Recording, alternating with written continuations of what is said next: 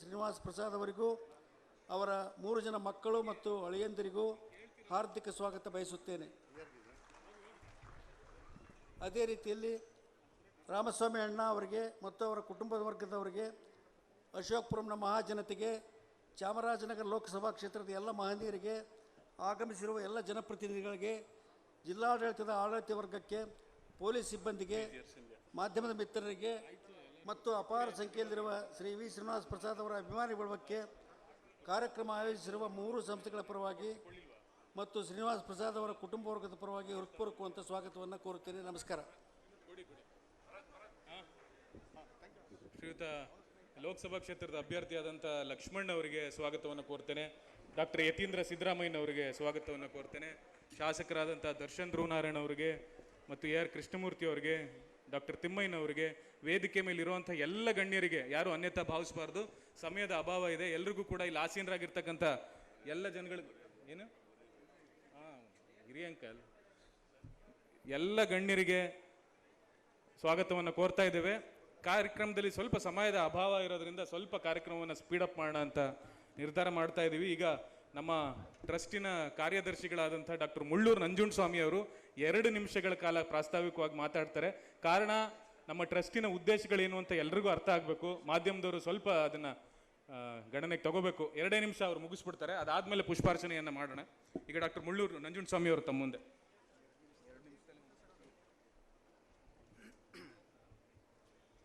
ಎಲ್ಲರಿಗೂ ನಮಸ್ಕಾರ. ನಡುವಿನಿಂದ ಸಿಡಿದ ನೋವಿನ ಕೂಗೆ, ಆಕಾಶದಗಲಕ್ಕೂ ನಿಂತ ಆಲವೇ, ಆಕಾಶದಗಲಕ್ಕೂ ನಿಂತ. ನಡಿ, ಈಗ ಶುರು ಮಾಡೋಣ.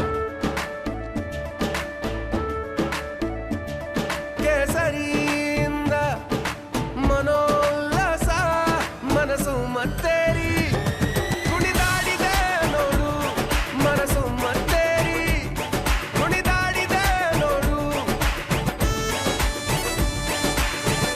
ಕ್ಷಣ ಕ್ಷಣವೂ ಆಚರಿಸಿ ಕೇಸರಿ ಹಬ್ಬ. ವಿಮಲ್, ಬಾಯಲ್ಲಿ ಹೇಳಿ ಕೇಸರಿ.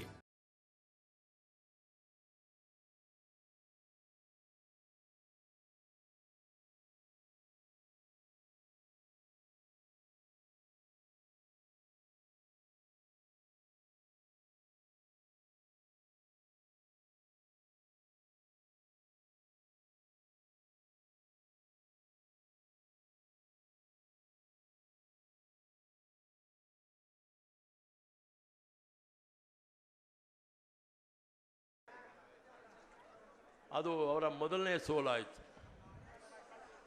ರಾಜಕೀಯವಾಗಿ ಶ್ರೀನಿವಾಸ್ ಪ್ರಸಾದ್ ಅವರಿಗೆ ಅವರ ಮೊದಲ ಗೆಲುವಾಯಿತು. ಅಂದಿನಲ್ಲೂ ಕೂಡ ಲೋಕಸಭಾ ಸದಸ್ಯರಾಗಿ ಅವರು ಏನು ಸೇವೆಯನ್ನು ನಮ್ಮ ಭಾಗದಲ್ಲಿ ಮಾಡಿಕೊಂಡು ಈ ರಾಜ್ಯವನ್ನು ಪ್ರತಿನಿಧಿಸಿದ್ರು, ಸಂದರ್ಭ ಕಾಂಗ್ರೆಸ್ ಪಕ್ಷದಲ್ಲಿ ಅವರಿಗೆ ಟಿಕೆಟನ್ನು ನೀಡಿದೆ. ಅಂದಿನ ಕಾಂಗ್ರೆಸ್ ಪಕ್ಷದ ಅಧ್ಯಕ್ಷರಾಗಿದ್ದ ಭಾಸ್ಕರ್ ಅವರಿಗೆ ಟಿಕೆಟನ್ನು ನೀಡುವ ಮುಖಾಂತರ ಅವರಿಗೆ ಅವತ್ತು ಅವಕಾಶವನ್ನು ಕಲ್ಪಿಸ್ಕೊಟ್ಟಿರಲಿಲ್ಲ. ನಂತರದ ದಿವಸಗಳಲ್ಲಿ ನಾನು ಕಂಡಂತೆ ಅವರು ಸ್ವತಂತ್ರ ಅಭ್ಯರ್ಥಿಯಾಗಿ ಸ್ಪರ್ಧೆ ಮಾಡೋ ಮುಖಾಂತರ ಲೋಕಸಭೆಗೆ ಸ್ಪರ್ಧೆ ಮಾಡಿ ಅವರು ಆ ಸಂದರ್ಭದಲ್ಲೂ ಕೂಡ ಗೆಲುವನ್ನು ಕಾಣಲಿಲ್ಲ. ನಂತರ ಅವರು JDUವನ್ನು ಸೇರೋ ಮುಖಾಂತರ JDU ಮುಖಾಂತರ ರಾಜಕೀಯವಾಗಿ ಪುನರ್ಜನ್ಮವನ್ನು ಪಡೆದು JDUವಿಂದ ಲೋಕಸಭಾ ಸದಸ್ಯರಾಗಿ ಆಯ್ಕೆಯಾಗಿ ಮತ್ತು ಕೇಂದ್ರ ಸರ್ಕಾರದಲ್ಲಿ NDA ಸರ್ಕಾರದಲ್ಲಿ ಮಂತ್ರಿಯಾಗುವ ಸೇವೆ ಮಾಡುವಂಥ ಅವಕಾಶ ಅವರಿಗೆ ದೊರಕಿರ್ತಕ್ಕಂಥದ್ದು ನಾನು ನೆನಪು ಮಾಡ್ಕೊಳ್ಳಿಕ್ಕೆ ಬಯಸ್ತೇನೆ. ಆ ಸಂದರ್ಭದಲ್ಲಿ ನಾನು ಮತ್ತು ದಿವಂಗತ ಮಹದೇವ್ ಪ್ರಸಾದ್ರವರು JDUವಿನಿಂದ ಅವರ ಜೊತೆಯಲ್ಲಿ ಶಾಸಕರಾಗಿದ್ದಂಥವ್ರು.